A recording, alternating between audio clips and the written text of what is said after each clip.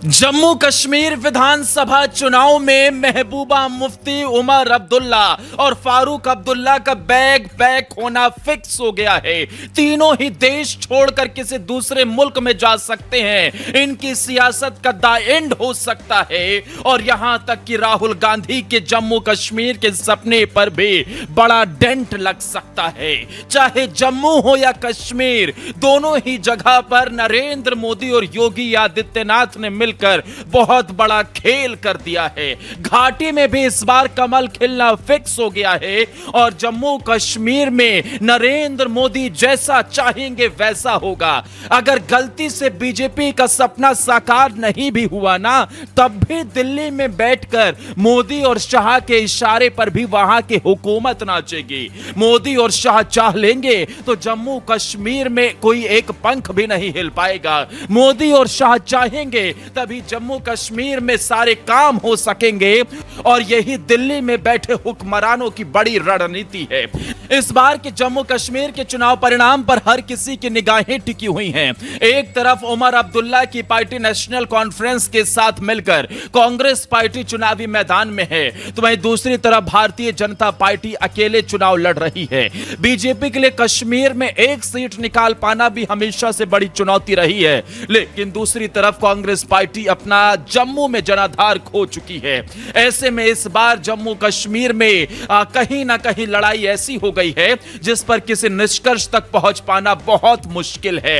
लेकिन कैसे इस बार जम्मू कश्मीर के विधानसभा परिणाम से नरेंद्र मोदी एक बार फिर से बड़े लीडर के तौर पर स्थापित होने वाले हैं और जम्मू कश्मीर में भारतीय जनता पार्टी बड़ा खेल करने वाली है, इसे जरा समझिए।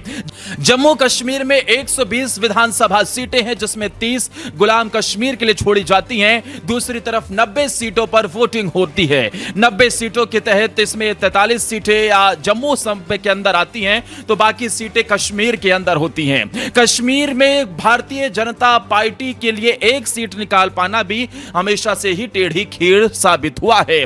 लेकिन कैसे महबूबा, उमर या फिर फारूक अपना अभी से ही बैग पैक कर चुके हैं, विदेश के लिए अपनी फ्लाइट बुक करा चुके हैं, वहां पर अपना घर परिवार भी ढूंढने लगे हैं, उसे समझिए। क्योंकि फारूक अब्दुल्ला पहले ही चुनावी मैदान छोड़ चुके हैं। यहां तक कि महबूबा मुफ्ती ने तो चुनाव न लड़ने तक का ऐलान कर दिया था और अकेले बचे उमर अब्दुल्ला ने कांग्रेस पार्टी से हाथ मिला लिया।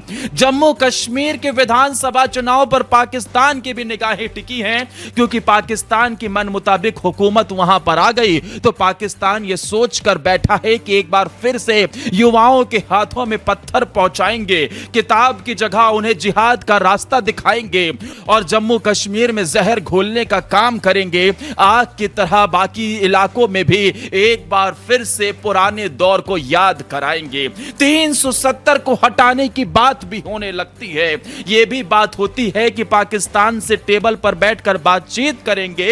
यहां तक कि सियासतदान तो यह भी कहने लगते हैं कि अगर पाकिस्तान से रिश्ते और दिल मिले तो यह जम्मू कश्मीर के लिए फायदेमंद होगा। लेकिन वो भूल जाते हैं इसी घाटी के लाल शहीद होते हैं। वो जवान मां भारती की रक्षा के लिए पाकिस्तान के आतंकियों का निशाना बनते हैं और पाकिस्तान अपनी हरकतों से कभी बाज नहीं आता। खैर, नरेंद्र मोदी का वो प्लान समझिए। जम्मू कश्मीर के अंदर भारतीय जनता पार्टी जम्मू संभाग में पूरी तरीके से बहुत मजबूत है और जम्मू में एक बार फिर बीजेपी अपने पुराने ट्रैक रिकॉर्ड को दोहराना चाहेगी।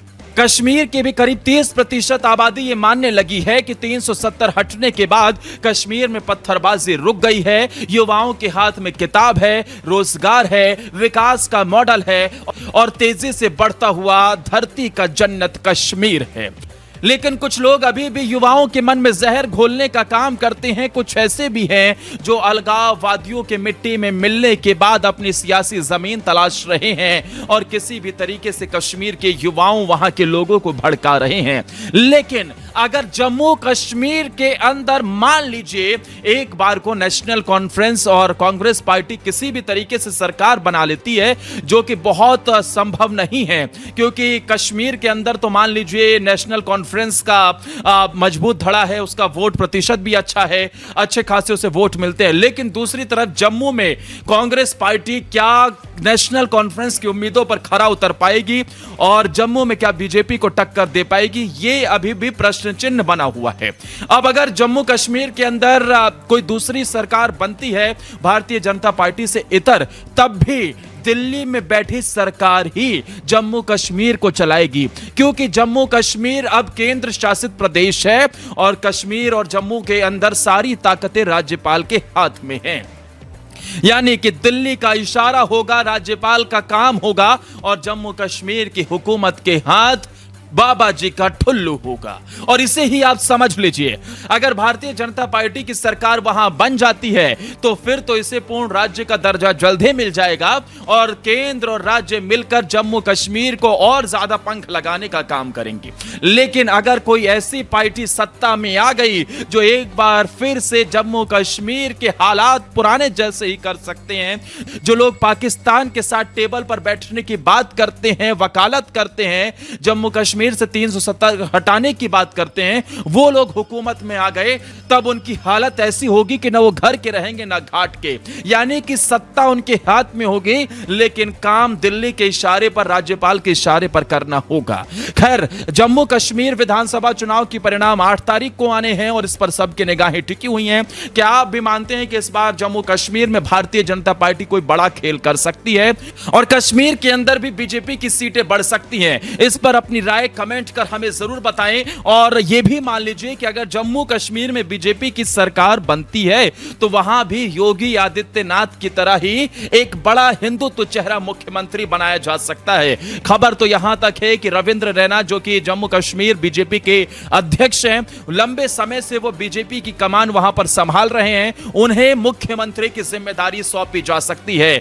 रविंद्र रैना खुले तौर पर ऐसे लोगों को सबक सिखाने का काम करते हैं जो सनातनियों पर आंख उठाकर देखते हैं। रविंद्र रैना खुले तौर पर हिंदुत्व और सनातनियों की बात करते हैं और इन्हें ही मुख्यमंत्री बनाकर जम्मू कश्मीर में भी योगी 2.0 को स्थापित भारतीय जनता पार्टी कर सकती है।